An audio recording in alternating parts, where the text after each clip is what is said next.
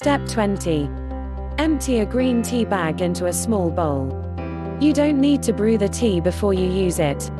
Just cut or tear open a bag of green tea, then pour it into your bowl.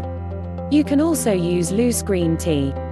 Pour about 1 to 2 tablespoons of loose green tea into your bowl. Step 21. Add about 1 tablespoon of a cream facial cleanser to the bowl.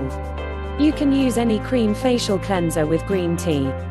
Use a measuring spoon to measure out the cleanser and add it to your bowl. It's best to use fragrance-free cleanser because the green tea will add a light scent. Step 22.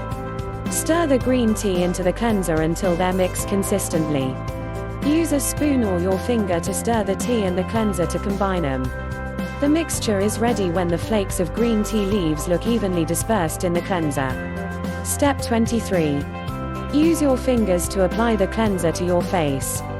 Scoop the green tea onto your fingers, then apply it to your skin.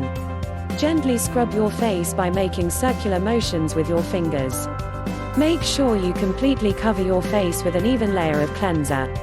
This will lightly exfoliate your skin as you cleanse. Step 24. Let it sit on your skin for 5 minutes for extra exfoliation. While it's optional, letting the cleanser set like a mask will help it slough off dead skin cells. The mask will soften the dead skin cells, then you'll scrub them away while you rinse. Set a timer for 5 minutes and relax for best results. If you don't have the 5 minutes to spare, it's okay to go ahead and wash your face. However, leaving it to sit will provide more benefits. Step 25. Wet the cleanser with warm water and scrub it off your skin. Splash warm water over the mask to wet it, then use your fingertips to scrub it using circular motions. Thoroughly rinse your skin using warm water to remove all of the mask. You can use green tea in your cleanser every day if you like.